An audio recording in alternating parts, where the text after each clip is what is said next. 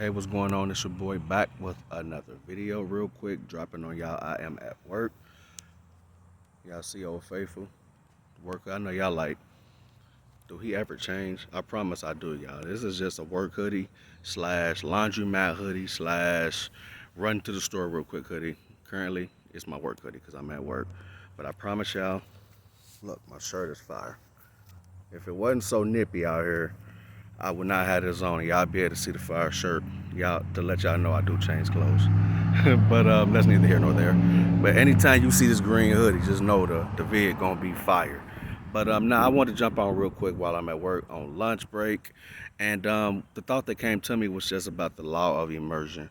I don't know if that's a real thing or not, but I'm naming it that. Law of immersion. And what that means to me is I was just thinking about, because like for instance, I work 12-hour shifts, 5, sometimes 6 days a week, and that's a lot of time. And if you add in commute, it's like 13 hours a day taken from me. Well, not taken, 13 hours a day that I don't own right now, and I'm away from my family. I'm away from doing what it is that I love and want to do. And a lot of times, if you allow it to be, it's time away from yourself. But luckily, I do not allow that to happen. I leverage it. And so in those 12 hours, I'm popping the earbud in. Um, one at a time. One time, my earbuds. So I'm gonna pop in that. That's gonna give me between 4 to 6 hours of playtime before I have to charge it, and then I put in the other.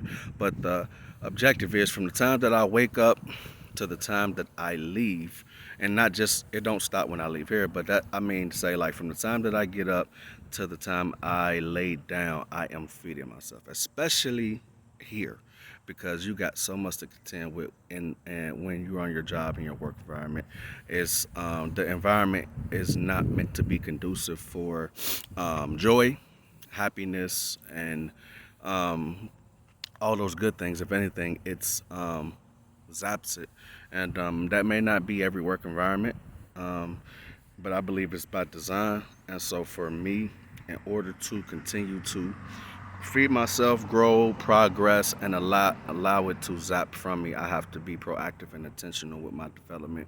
It don't stop just because I'm at the job site. And so I was wondering, why am I making so much progress and growth within myself, and it seems like I don't have time to myself to devote like I want to. It's because I immerse myself. When you think about the Bible for what it's worth, it has a lot. Some people don't regard it, and all those. I believe that it contains a lot of spiritual wisdom, knowledge, revelation, and understanding that help advance us in life, despite what your beliefs are about it. That's neither here nor there. I love it, and I believe that the biggest information and the biggest benefit comes when you look at it from an allegorical, metaphorical, or parabolic perspective. It speaks volumes. But anyway, the volume. The Bible talks about, in this particular instance, it was talking about just really digesting scripture, but this can be applied to everything, any new information in life, any idea, any concept that you want to really get down on the inside of you. And it really talks about immersing yourselves.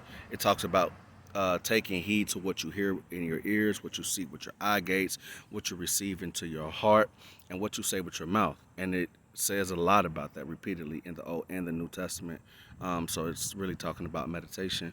And even I believe in Second Timothy, Paul was saying to Timothy that take all of the prophecies and all the information from God, whether that be visions, whether that be dream, and use your imagination. He said, immerse yourself in it, give yourself wholly to it, and then your progress and your profiting will be made evident to all. So that means that the process of meditation and what was the law I said at the beginning? Oh yeah, the process of meditation and of immersion means that all of the inner work that you do will be made profit. It will be made manifest. It will be made tangible. People will be able to see it. But for me, what I'm coming to understand is that we were birthed into this matrix, and so we are immersed 24/7 on every hand with negative information and things that are contrary to the life that we want to live, so that it can zap us, so that we can be programmed, so that we won't have the energy or the understanding or the knowledge or the strength to be able to fight back. And so we are hit on every hand, especially with the advent of social media and everybody having a smartphone. You have so much content and access to information nowadays that we never had before, and like unlike anything we've ever seen before, and so we are bombarded with it. And that's a great thing, but there's also a flip side to it. With access to anything that we want, anytime we want it, there is the temptation for oversaturation to the point to where now we can't retain a whole lot or maintain focus for long periods of time because we have everything at the tips of our fingertips, and we have access to everything. And then also just we have with that the perversion of it, everything vying for our attention. There is always something that is pulling at us for our attention to distract and to program us for someone else's agenda. So it's a lot to contend with. And so in order to counteract that, if we're being bombarded on every hand through all five senses, that means that we have to be that much more intentional about the way that we intentionally program ourselves. So that means that we need to pay attention to what we hear, what we see, what we say, what we taste, what we touch, what we feel. Where are our attention going? Because our attention is currency and it's so valuable. That's why everyone is vying for it and playing tug of war for our attention so that they can monetize us and then program us according to their agenda so as to create perpetual customers. And it's unfortunate that's how it is, but and it's being leveraged for a not so good agenda. But if it's working for them, then that means that it is a principle that will work for anything you apply it to, which means that we can use it to benefit us and to help others. And like I said, with access to so much information in whatever form you like to digest it in and on whatever topic you love, you always have a constant source and inflow of information. And so it's time to make great use of that. So I said all of that to say is, like I said, we're being bombarded on every hand. That means that we need to be intentional and change our mental diet, because that's the most important. Our brains is the most complex and complicated, not in a bad way, but in a good way. It's the greatest asset that we have. So the saying is true that a mind is a terrible thing to waste. So in order to see what it is that we want to see in this projection or simulation, this realm, whatever you want to call it, we have to begin to leverage it. They say that repetition is the mother of learning. So that's where immersion comes in at.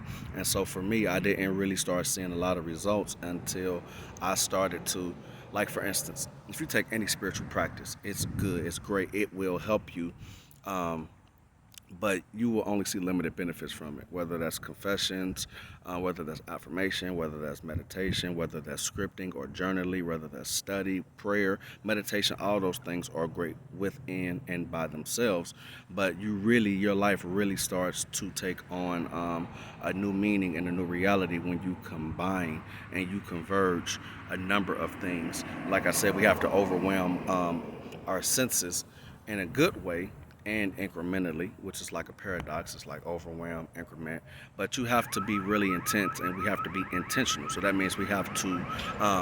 What I want to say is that I started deriving the most benefits when I not only meditated, when I or did my affirmations, or scripted, or studied, or prayed, or things, but when I combined all of those things. Because the thing is, in order to change your life, which is essentially you're creating a new world or reality, you have to linger there. You have to visit it frequently and linger there longer. So that 1 hour, 30 minutes, 15 minutes, however long you take in the morning to do your spiritual practice is great, but it's not enough to sustain you when you are being bombarded on every hand the other 23 and a half hours a day. You're being bombarded with information that is contrary to what it is that you are trying to create. So in order to combat that, we have to immerse ourselves in a new reality.